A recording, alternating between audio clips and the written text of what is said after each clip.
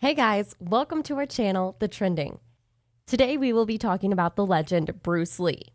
Iconic actor, director, and martial arts expert, Bruce Lee was a child actor in Hong Kong who later returned to the US and taught martial arts. He starred in the TV series The Green Hornet from 1966 through 67 and became a major box office draw in The Chinese Connection and Vista Fury. Shortly before the release of his film Enter the Dragon, he died at the age of 32 on July 20th, 1973. Lee received the name Bruce from a nurse at his birthing hospital, and his family never used the name during his preschool years. The future star appeared in his first film at the age of 3 months when he served as the stand-in for an American baby in Golden Gate Girl in 1941. Lee gained a measure of celebrity with his role in the television series The Green Hornet, which aired in 26 episodes from 1966 to 67. Without wasting any time, here are top 10 Bruce Lee movies by box office collection. Number 10, The Green Hornet, 1974. The single-season series premiered September 9th, 1966 and ran through March 17th, 1967, lasting 26 episodes. ABC repeated the series after its cancellation by the network until July 14th, 1967, when The Green Hornet had its last broadcast on network television. With later success of Lee as a premier star of the martial arts film genre, the series has become a cult favorite. Newspaper editor Britt Reed has a secret that only a couple of close confidants know. When crime strikes, he becomes Green Hornet, a crime-fighting superhero. Green Hornet, based on comic books of the same name, lasted for only one season on ABC but had a significant impact on American entertainment. The show introduced martial arts artist Bruce Lee to American audiences. Lee, who starred in the series as Green Hornet's sidekick, Kato, would go on to become arguably the most famous actor in the martial arts film in America. In 1974, they edited together footage from the 1960s Green Hornet series to make this movie. The film grossed an estimated $150,345 worldwide. Number 9. Marlo, 1969. Lee's first Hollywood cameo was a gift from his Oscar-winning kung fu student, Sterling Silliphant, who came up with the character of mob enforcer Winslow Wong for his mentor to play. There are moments when Lee, who is self-conscious about his Chinese accent, comes off as stiff and nervous as he exchanges snappy dialogue with James Garner's Marlo, but he eventually loosens up during a scene in which he demolishes Marlo's office in one continuous ballet of directed violence. The movie flopped at the box office and was panned by critics. Roger Ebert reserved his only praise for that action sequence, although he didn't deem Lee important enough to use his name or get his ethnicity right. Somewhere about the time when the Japanese karate expert wrecks his office, in a very funny scene, we realize Marlo has lost track of the plot too. The film grossed an estimated $24 million worldwide. Number 8, Jiu Joule, 1955. Here, Lee gets to play a happy orphan, albeit briefly. His idyllic country life gets disrupted by an escaped criminal who turns out to be his biological father. The scenes where Lee is trapped in a shack with this desperate, violent man are the best of the movie, mostly because it's fun to watch a 15-year-old Bruce Lee try to play weak. The film grossed an estimated $2 million worldwide. Number 7. Game of Death 2. In this dark tale of revenge, Bruce Lee returns as Billy Lowe, whose best friend, Chin Koo, dies of a sudden illness. But suspicion of foul play arises when a gang tries to steal Koo's coffin at the funeral using a helicopter. When Lowe's young brother hears about the incident, he leaves his Buddhist master to investigate the truth. His trail soon leads him to the Castle of Death, the last place Chin Koo was seen alive. There he meets and befriends an unlikely ally, a cruel and merciless martial arts expert, who's also the tower's master. But when the master dies under mysterious circumstances, Lowe ends up dueling with someone far more terrifying. The film grossed an estimated $349,181 worldwide. Number 6, The Orphan, 1960. Lee was never fully comfortable on screen unless he was a star, and he had been waiting 10 years since The Kid for a leading role. Modeling his troubled teenage character on James Dean in Rebel Without a Cause, Lee gives his most emotionally complex performance as an actor in this film.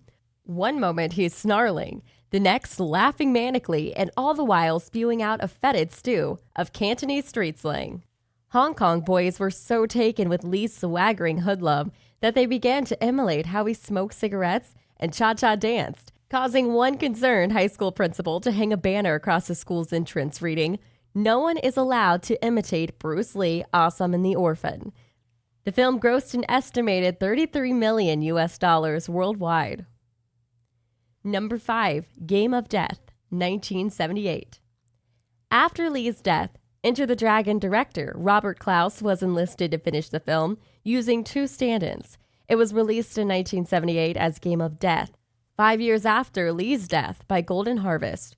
This eccentrically entertaining kung fu curio combines footage from an unfinished project directed by and starring Lee with the original shot by Enter the Dragon director Robert Clouse to create an entirely new work that testifies to the actor's enduring place in the pop culture imagination. Using stand-ins, doubles, and archival footage to compensate for Lee's absence, Game of Death follows a martial arts movie star who, when is threatened by a cutthroat crime syndicate intent on controlling his career, must take his skills from the soundstage to the streets. It all builds to an exhilarating climax that is pure Lee, a tour de force of martial arts mastery, in which the legend himself, clad in an iconic yellow jumpsuit, fights his way up a multi-level pagoda with the towering Kareem Abdul-Jabbar among his formidable opponents. The film grossed an estimated $44 million worldwide. Number 4, The Big Boss, 1971. Bruce Lee rose to mega stardom with his first feature following more than a decade spent in the U.S. The Big Boss broke Hong Kong box office records and injected much fanfare into the kung fu genre with a performer of unmatched power and charisma. Lee plays Cheng Chao-an, a hothead young migrant in Thailand who has found work in an ice factory. Upon arrival, co-workers began to disappear one after another, and the factory turns out to be a front for a drug trafficking business. Cheng unleashes his inner fighter in explosive fashion to take on the devilish factory owner. The film grossed an estimated $50 million worldwide against a budget of $100,000. Number 3, Vista Fury, 1972. Vista Fury, also known as The Chinese Connection, is a 1972 Hong Kong martial arts film directed by Lo Ai, starring Bruce Lee in his second major role after The Big Boss in 1971. Lee plays Chen Zhen, a student of Huo Yuanja, who fights to defend the honor of the Chinese in the face of foreign aggression and to bring justice to those responsible for his master's death. After the unpolished thrills of The Big Boss struck box office gold, Bruce Lee and his backers at Golden Harvest Studio pulled out all stops to take action cinema to new heights. Vista Fury was accidentally released in the U.S. under the title The Chinese Connection. That title was a means of taping the popularity of another film, The French Connection, starring Gene Hackman, released in the U.S. in 1971. That title was intended to be used for the U.S. release of another Bruce Lee film, The Big Boss, which also involved drug smuggling.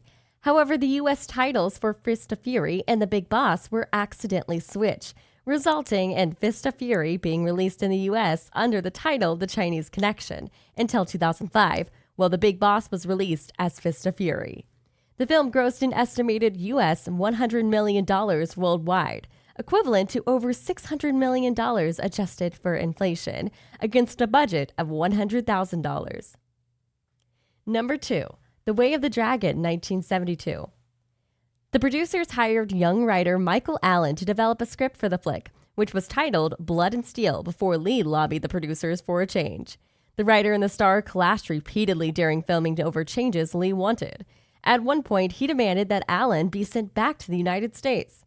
Speaking of fighting, the talented Bruce Lee choreographed all the action sequences himself, but keeping the extras in line was a chore. Director Robert Clouse recalled that many of them were real-life gang members, some of whom tried proving their toughness by challenging Lee to real-life fights.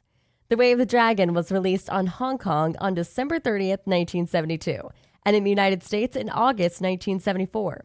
The film went on to gross an estimated $130 million worldwide, equivalent to over $700 million adjusted for inflation, against a tight budget of $130,000, earning 1,000 times its budget. Number 1. Enter the Dragon, 1973.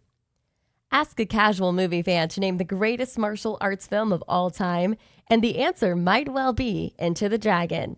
With apologies to Jackie Chan, it's true for no other reason than the genre offers so few candidates that Bruce Lee, the subject of a new ESPN documentary, remains top of mind long after his death. Directed by Robert Klaus and starring Bruce Lee, Enter the Dragon is the story of a Shaolin martial artist in Hong Kong recruited by British authorities to go undercover in a fight competition on a private island and collect evidence to bring down a crime lord. A secret agent comes to an opium lord's island fortress with other fighters for martial arts tournament. The film went on to gross an estimated $350 million worldwide, equivalent to more than $1 billion adjusted for inflation, against a budget of $853,000.